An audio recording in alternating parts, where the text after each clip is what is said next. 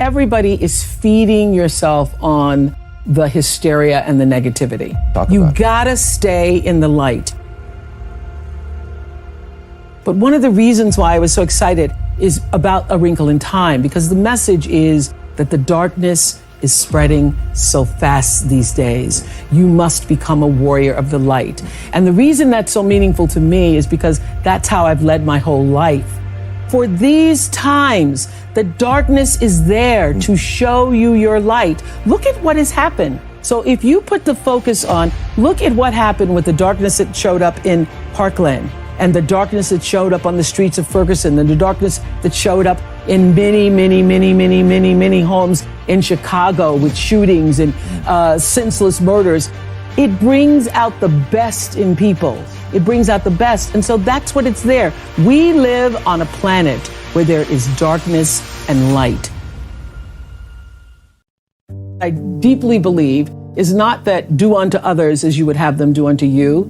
What you do is already done.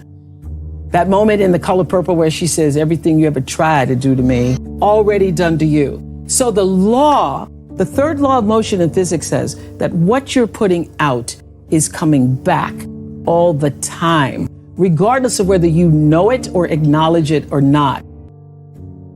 I say to my girls all of the time that your real work is to figure out where your power base is and to work on the alignment of your personality, your gifts that you have to give with the real reason why you're here.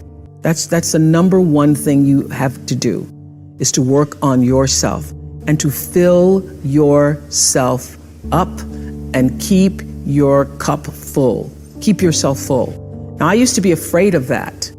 I used to be afraid, particularly from people who say, oh, she's so full of herself. She's so full of herself. And now I embrace it. I consider it a compliment that I am full of myself. Because you only when you're full, I'm overflowing, my cup runneth over. I have so much to offer and so much to give. And I am not afraid of honoring myself. You know, it's miraculous when you think about it. My life is fueled by my being, and the being fuels the doing. So I come from a centered place. I come from a focused place. I come from compassion. I come from a willingness to understand and to be understood. And I come from wanting to connect. I mean, the secret of that show for 25 years is that people could see themselves in me. All over the world, they could see themselves in me. And even as I became more and more financially successful, which was a big surprise to me, I was like, oh my God, this is so exciting. But what I realized is through the whole process, because I'm grounded in my own self, that although I could have more shoes, my feet stayed on the ground, although I was wearing better shoes. These are kind of cute today, too.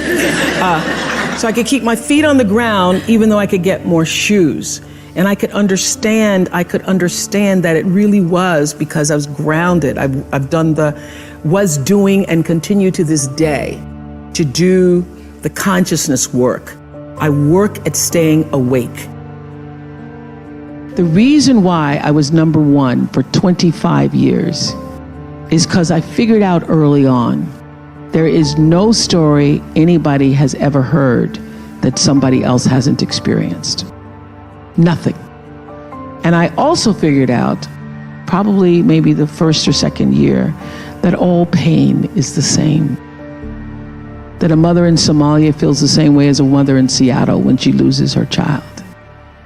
And the common denominator in the human experience is our emotions and our feelings. And the more vulnerable and open you are willing to be with your story, the more actual understanding you create with other people, and the more powerful you become. People don't think less of you for sharing your story. They think more of you for having the courage to share it. What inspired me was, and continues to be, what continues to inspire me, is a primal and fundamental desire to fulfill the highest expression of myself as a human being. I don't want to die not having completely burnt out every single possibility of my humanity. I just want to, when I leave this planet, I want everybody to say, did that, used it all up, not another thing I could do.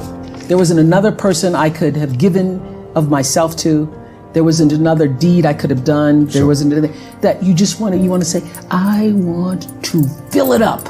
You want to take this whole human existence, which when you think about it, Godfrey, is really pretty damn miraculous. It is. It is. It is. When you think about what it means to be a human being on the planet Earth right now, that's pretty awesome. So I just want to take that to the max. I want to say, no need to come back as a human. The first day I went to school, I was in a classroom. By the time I was, 6 years old, didn't go to school until I was 6 years old because I was living with my grandmother at that time. Sure. But she had taught me how to read the Bible stories. So I went into the classroom knowing Nicodemus, Shadrach, Meshach, and Abednego. I could spell all of those words. I thought I was preaching to my kindergarten teacher. So she was like, who is this girl? So I was never placed in an environment where I was ever made to feel inferior. I always felt like I'm the smartest kid in this room. And because I was never placed never put in a position where I was made to feel less than, I didn't grow up feeling less than, you know?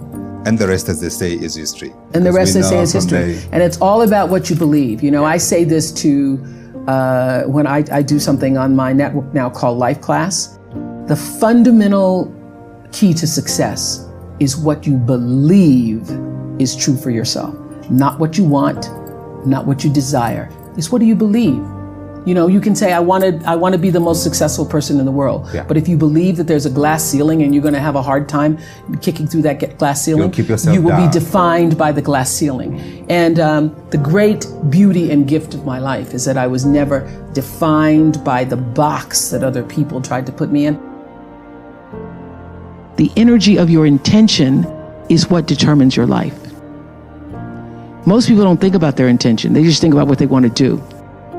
Most people don't think about why they want to do it. But what's going to come back to you, the energy that's going to come back to you, is the real why of why you did it. What drives you to keep working so hard? You and I are in the 60s category. And so when you're in your 60s, you know you've lived more than you're going to live, realistically. So when you realize you've lived more than you're going to live, you can say, why not relax a little bit? Why not just ease up? Why have you decided to even work harder than you did before? Because I think, David, that everybody, you know, the thing that worked for me all these years, whether it was the magazine, or which I still have, or whether it was the show, I understood that there's a common denominator in the human experience. And I want the same thing you want, which is the same thing you want and you want. What we all want is to be able to live out the truest, highest expression of ourselves as a human being. That doesn't end until you take your last breath. What is the truest, highest vision that you hold for yourself? No matter where you are in your life, there's always the next level. There's always the next level to the last breath. So I feel that I always knew that I would be done with the show when I felt like, oh, I've said as much as I could say here on this platform. And then how will I be used? If there were a theme song to my life, Amazing Grace would be one of them. So I feel that until you have used your value as a human being, you're not done. My biggest frustration is not just with young women. My biggest frustration is also with young men, young people who think that, and I have a lot of this with my girls in college, they think that success is supposed to happen like that. Yeah. They think that there isn't a process to it. They think that they're supposed to come out of college and have their brand. And I recognize now that I am a brand, but I was resistant to being called a brand for many years because I was like, brand. I'm not a brand. I'm a person. But how I got to be a brand was not trying to be a brand. Yes. How I got to be a brand was every day making choices that felt like this is the right move, now that's the right move, and now that's the next right move, the next right move. And so my frustration with young women and young men is that they think it's supposed to happen like this, and they don't understand that there's a process to it.